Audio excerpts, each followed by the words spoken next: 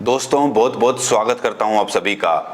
मुसलमानों के लिए अगर कोई इस देश में सच्चा हितैषी कोई लीडर है तो वो हैं बहुजन समाज पार्टी की राष्ट्रीय अध्यक्षा बहन मायावती जी।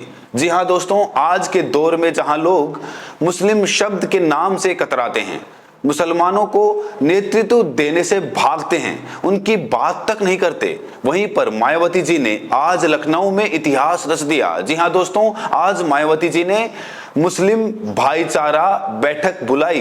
कहीं आपने ये नाम सुना है किसी और पार्टी में? कांग्रेस पार्टी में, समाजवादी पार्टी में, देश की किसी पार्टी के संगठन में इस तरीके के नाम आपने कभी सुने हैं? मुस्लिम भाईचारा, उसकी बैठक बुलाई जाए। और आज मायावती जी ने मुसलमानों को जो सम्मान दिया, यकीनन जो उत्तर प्रदेश के मुसलमान हैं, देश के मुसलमान हैं, फक्र महसूस कर रहे हैं। दोस्तों बिना देरी किए मैं आपको तस्वीरें दिखाना चाहता हूं। सबसे पहले ये तस्वीर देखिए, आज की ऐतिहासिक तस्वीर है। मायावती जी बहुत ज्यादा खुश नजर आ रही हैं। आज कहा जा रहा है कि इससे ज्यादा खुश बहन जी कभी नहीं नजर आई।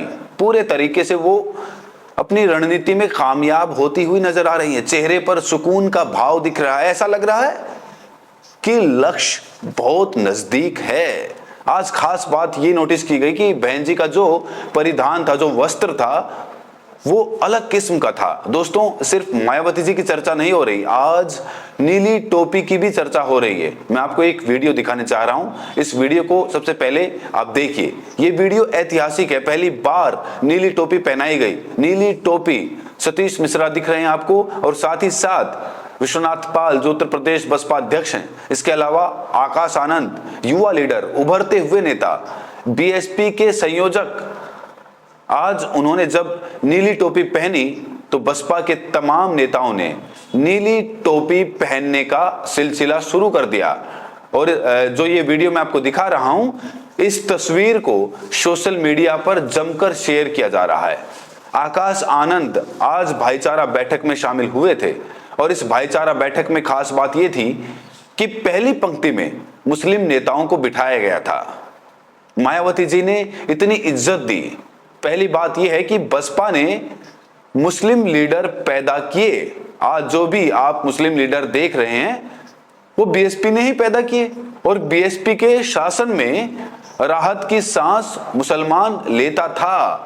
उर्दू, अरबी, फारसी विश्वविद्यालय खुलते थे। आज इसीलिए मायावती जी ने अपनी उपलब्धियों का बखान भी किया, कहा कि देखो हमने आपके लिए क्या क्या किया था। मायावती जी ने इस बैठक में मदरसा बोर्ड, छात्रवृत्ति, उर्दू, फारसी शिक्षकों की बहाली, मुस्लिम महिलाओं की शादी के लिए रुदान, शिया वोट, सुन्नी वोट, ओबीसी वर्ग में मुस्लिम आरक्षण, 88 मुस्लिम संस्थान, पूरे 100 ऐसे काम बताए जो मुस्लिम वर्ग के लिए बसपा सरकार में हुए थे।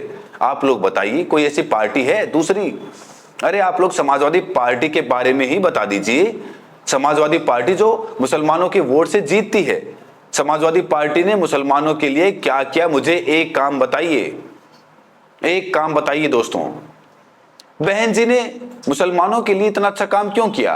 बहन जी के शासनकाल में मुस्लिम समाज सुकून से रहता था। आज तो मुस्लिम समाज बुलडोजर के भय से परेशान है। आज मुस्लिम समाज नमाज नहीं पढ़ पा रहा है, डंडे पड़ते हैं। दिल्ली में डंडे पड़े, उत्तर प्रदेश में कई तरह की पाबंदियां हैं। आज मुसलमान आई लव मोहम्मद नहीं बोल पा रहा है।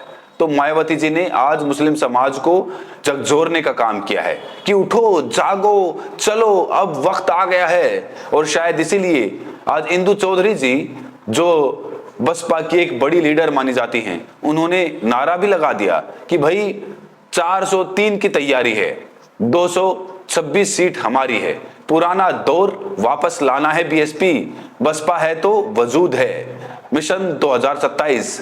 तो इस बार बसपा ने 226 सीट जीतने का खुले तौर से ऐलान कर दिया, क्योंकि बीएसपी ने उत्तर प्रदेश स्टेट की मंडल स्तरीय मुस्लिम भाईचारा संगठन की मीटिंग जो बुलाई थी, उसमें बहन जी ने पार्टी में बड़े स्तर पर मुस्लिम समाज को जोड़ने के लिए विशेष दिशा निर्देश दिए थे। साथ ही केंद्रीय चुनाव आयोग द्वारा एसआईआर को लेकर भी जरूरी दिशा निर्देश दिए गए।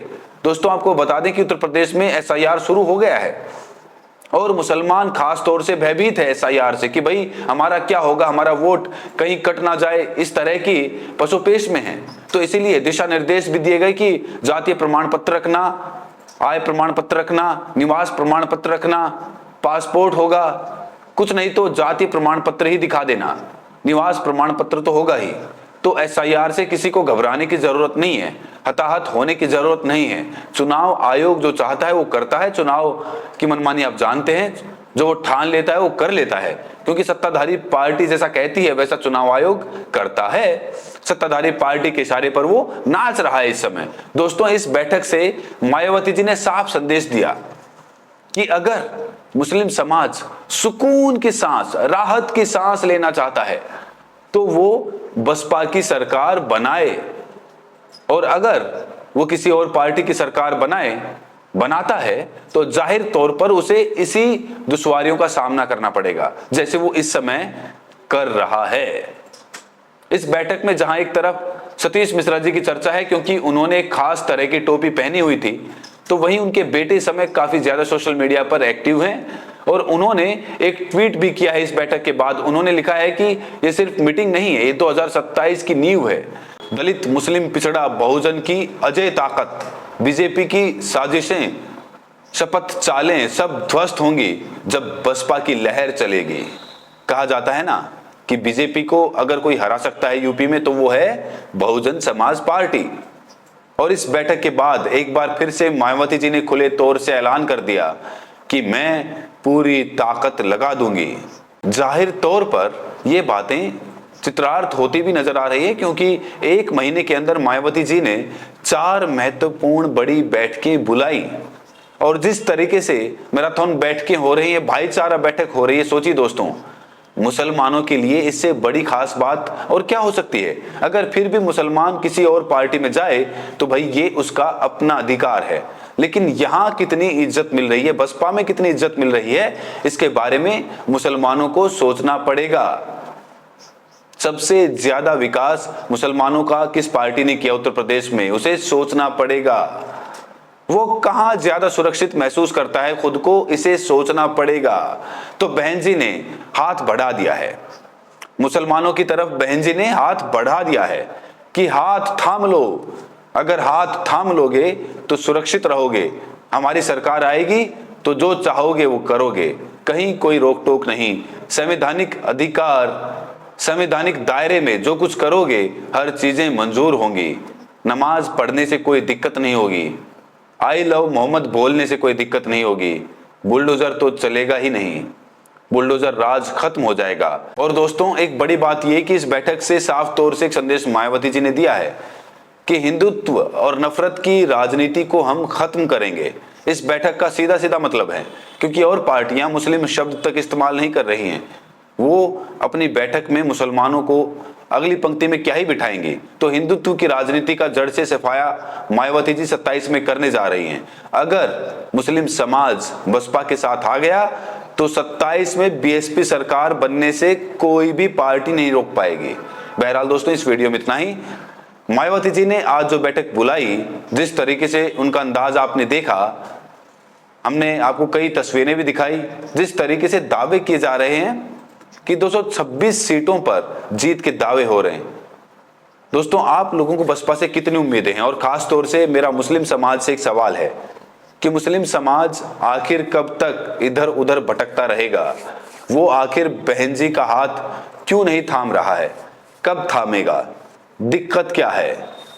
राय जरूर दें और साथ में ये भी बताएं कि आप ये वीडियो देश के किस कोने से देख रहे हैं। बहुत बहुत शुक्रिया।